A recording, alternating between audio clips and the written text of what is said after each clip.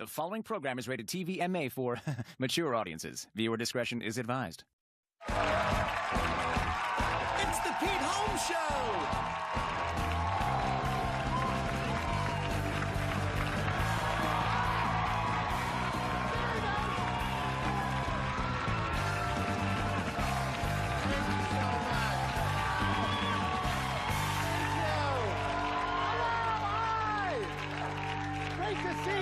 Thank you so much.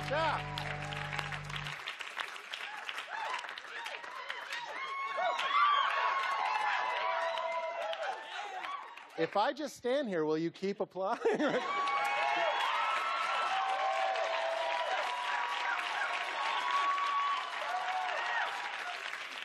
Thank you.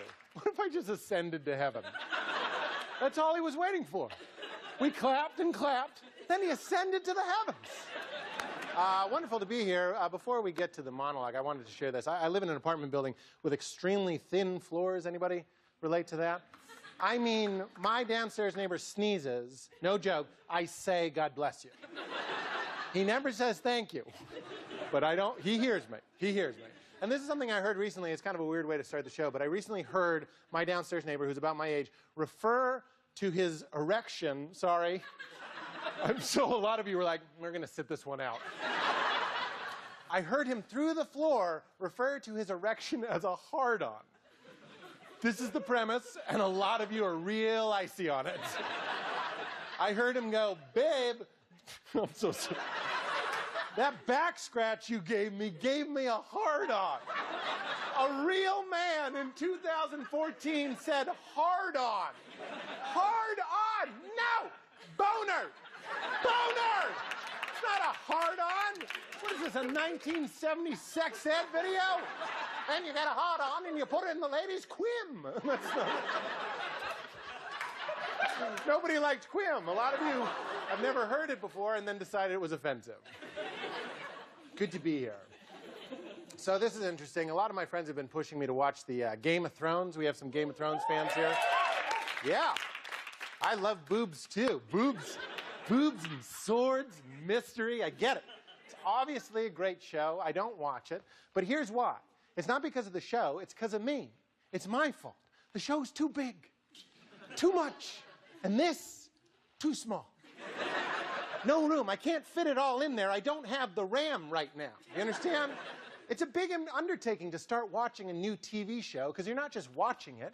You're building a new relationship with it. Does that make sense? It's like a girlfriend. She's the main character, but then there are all the supporting characters, her favorite locations, her multiple complicated storylines. And you're expected to remember all of it. She gets mad, like, how can you not remember my friend Rebecca from that one scene in season 1? I guess tonight's episode won't have nudity or adult themes. Too much is expected with today's television. Game of Thrones, it was a lot. Got to study maps. Got to be familiar with a whole slew of spells. Multiple kingdoms. Kingdoms, as in plural, as in way too many. I can't even find my way around Massachusetts. And I'm from there. I need a GPS to drive from my grammar school to my childhood home, but you want me to remember where Castle Blood is in relation to Ice Crest? Can't do it, Dinklage.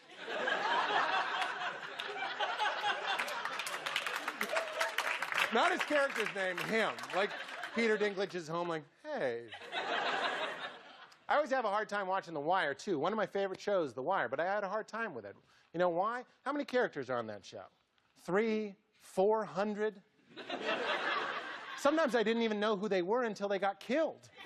Finally, I'd put it together. I'd be like, oh, a cop shot that guy, so he's like a bad one. He's a bad guy. But wait, a cop shot that other cop. Ah, f everything.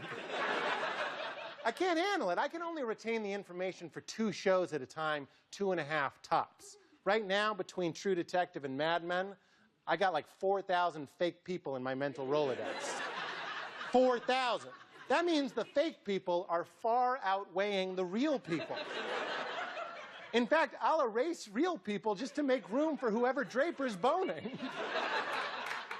In fact, I sometimes get relieved if somebody dies, like when somebody would get murdered on like Breaking Bad, I'd be relieved. I'd be like, looks like I do have room to remember the name of my barista. It's the same thing with movies, too. Harry Potter, too big. Too much. What, do I work for you? If you can watch the Harry Potter films and actually remember the who, the what, the where of the Voldemort's how, why, and whatever, congratulations, you're a lunatic. Right?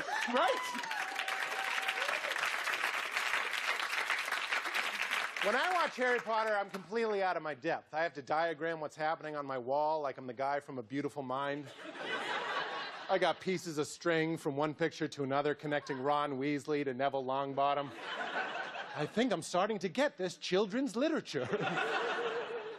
Lord of the Rings, too. I love it, but it's a bit much. Hobbits, goblins, orcs, elves, dwarves, you lost me. They all got the same ears. They're the same thing to me. I feel like sometimes I need an assistant, like the president at a cocktail party. You know what I mean? Next to me, like, this is Frodo Baggins. He's from the Shire. Yes, sir. He's the one who threw the ring into the fire of Mount Doom. And then he comes up, I can be like, Frodo! Good to see ya. How was the journey to Mount Doom? Who the was that? What I'm saying is entertainment used to be simple. It used to be like The Cosby Show. Remember The Cosby Show? That was easy. The Cosby Show. Sure. In case you're unfamiliar, I'll catch you up to speed in a brief moment. There's a show about a bunch of Cosbys, starring Bill Cosby, called The Cosby Show. That's it. You get it. You could watch any episode and be right on board. Same with Cheers. You could jump into Cheers at any point and know immediately what was going on. Just like, oh, okay, there's a bar, there's a good-looking guy, there's a fat guy, a dumb guy, and a mailman. Let's do this. We got a great show, everybody, and it's a simple-ass show. It's called The Pete Holmes Show. I'm Pete Holmes. You're right there. Stick around. My raw food friend David Wolfe is here when we come back.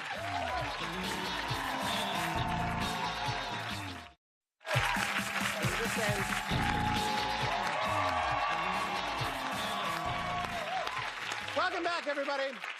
So I'm so happy to introduce Joe DeRosa. Everyone, this is Joe DeRosa.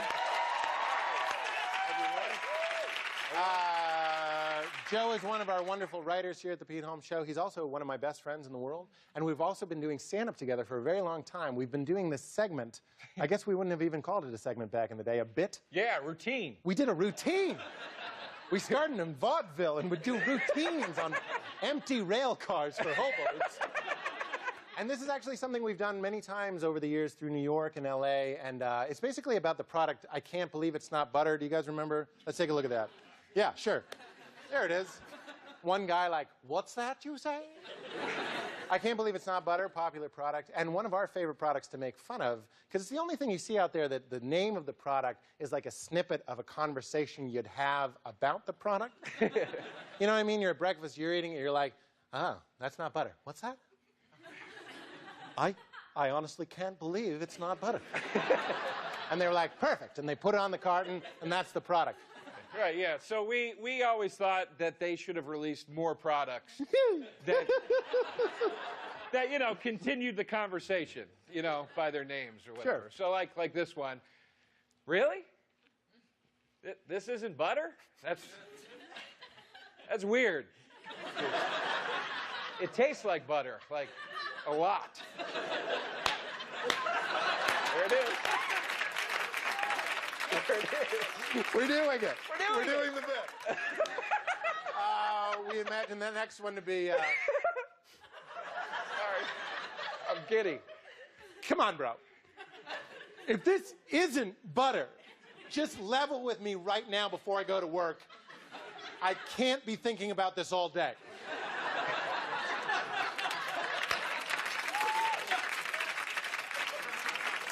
Here's a good one. Seriously, I'm not f***ing around here. You need to tell me clearly and directly what the f*** this is. What do you think this is, a f***ing game? Fine. It's not butter. Well, then what the is it then?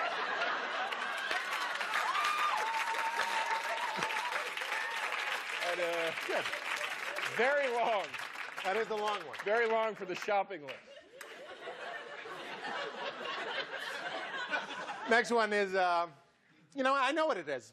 I do. I figured it out. Come on, stop being a dick and just tell me. I wouldn't do this to you. See, it has long pause on there. It has stage direction. Long pause. Here's one.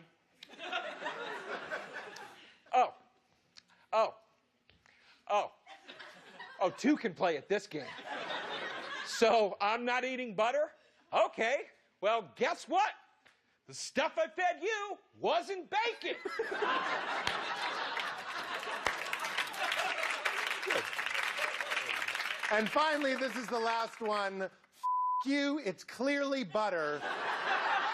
Spray. That one's a spray. I can't believe we did it. Joe! We did it. Thank you, buddy. Joe DeRose, everybody, my best friend forever. When we come back, I'll be talking with raw food expert David Wolfe and Foraging LA for Food. Be right back.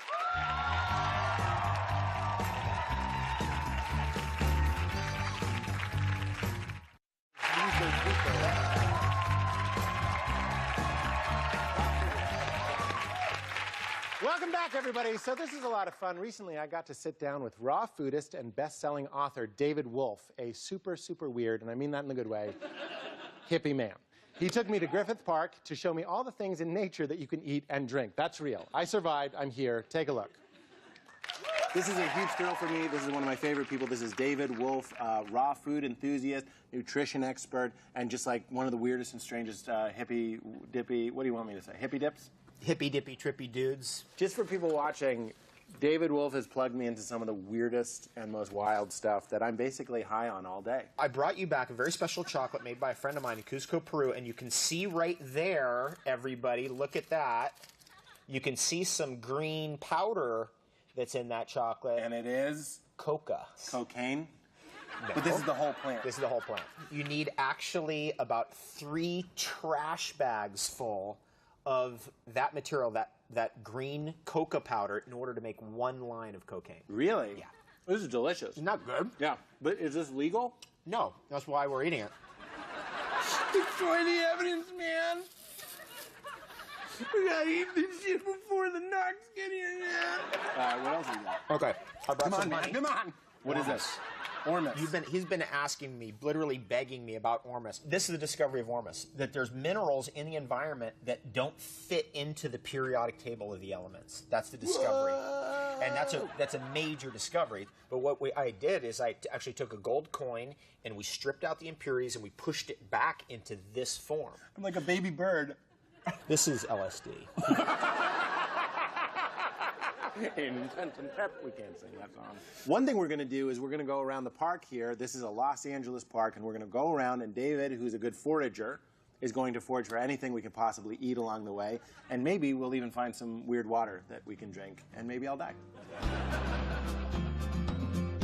Food is a very touchy subject, it's like religion, politics. It is. This is an elderberry right here, and it's actually a toxic plant, except its berries, and just the berries, not any part of the stem, are edible. Is that FDA approved?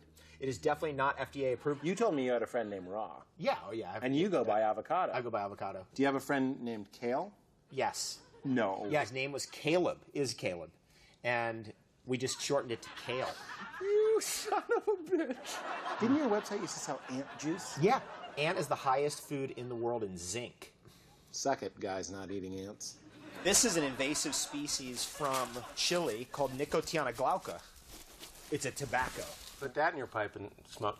Put that in your pipe and smoke. Okay, we're going to play a game called Would You Eat? I want to see Okay. how hardcore you are. Okay. Goji berries. Yes.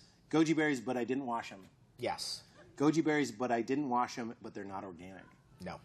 Okay. Goji berries, they are organic. I did wash them, Yes. but I washed them in tap water. Ooh, no. You think, well, you can't eat this grass, can you? And the answer is yes, you can, and actually that's better for you than wheatgrass. And it tastes good.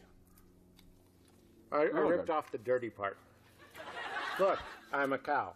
Instead of doing like wheatgrass that you're growing, you come out here and you get the wild grass juice. Drink that and you will be high for 12 to 14 hours. Like best time ever, rolling around on the floor giggling. Free. Yeah, totally free. And good for you. It is a lot of trial and error. You eat it, you see how it tastes, you see how it feels, and then 6 hours later you see what it did. It's what we call the great poop experiment. Do you smoke weed? You seem like you don't smoke weed. Yeah. But you're a hippie. Dude, I'm so glad we're watching this show right now. SpongeBob? Pete Holmes show. Well, we don't want to offend most of our audience because that is a good impression of them. I know this is a silly question, but would you consider this organic? Because it's just this this dirt is naturally occurring, right? Yeah, God made dirt, dirt don't hurt. Preach it. Let's play Mary Kill, but with food. Raw chocolate, goji berries, Rice Krispie treat. Okay, Rice Krispie treat is obviously kill. Yep. Goji berry is because it's a female energy, and then raw chocolate Mary. The berry is a female? Yeah. It's like a Halle Berry. That is like an A+ joke. That was really good. That tastes like a leaf. Coconut butter and cacao butter mixed together 50-50 as a lube. Sex oil. Sexy. I don't know how to say that more gently. A sexy oil spread. A lady spread. Okay, that would work. Use it as a spread for the lady, who then spreads. For her vagina to be penetrated by your dick that has a sheep condom on it. This is not going to make it on TV. You'd be surprised. We're on very late at night. A tree is actually a miniature spring. It's the same exact kind of setup. Let's steal some water. Right. Found a spring. No big deal. We're able to get a lot of really good, surprisingly clean and clear water. Check that out. Obviously, you weren't always this way. You're now obsessed with eating the best things ever, but you grew up. I grew up on Fruity Pebbles, Fruit Loops, the worst stuff ever. So I thought, what if I just switched to the best stuff ever? Yep. Been doing that for 25 years, and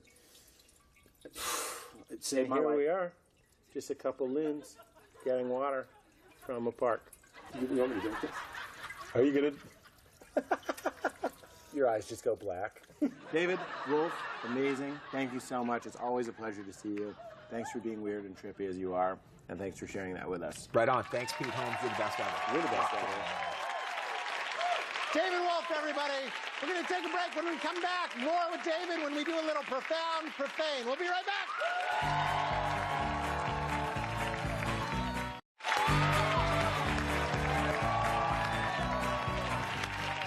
Welcome back, everybody.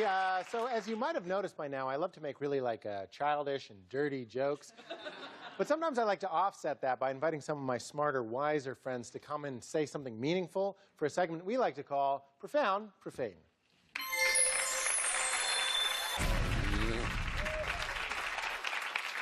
So say hello once again to my friend David Wolfe, everybody. David Wolfe is here. What's happening? Good to see you. Please, have at it.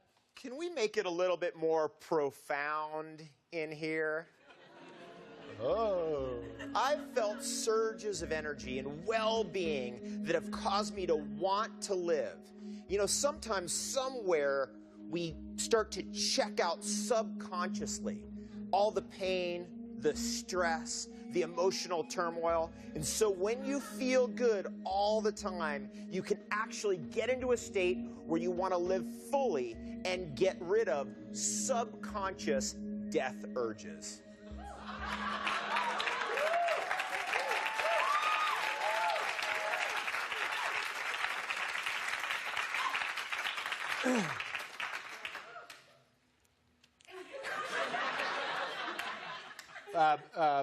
Bugs get horny.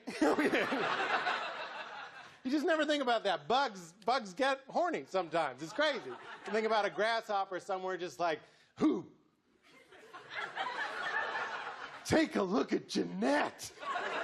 My bug dick is hard.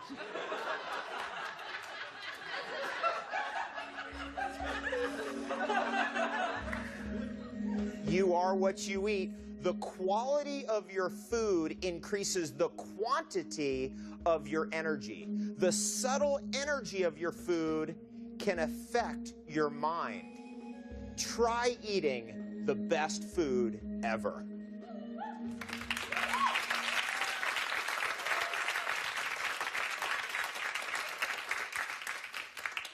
Someone's a donut. You know who you are. Someone out there was like, glazed. You vixen. That's our show, everybody. Thank you to David. Woo! Good night, everybody. That was great. Thanks, man.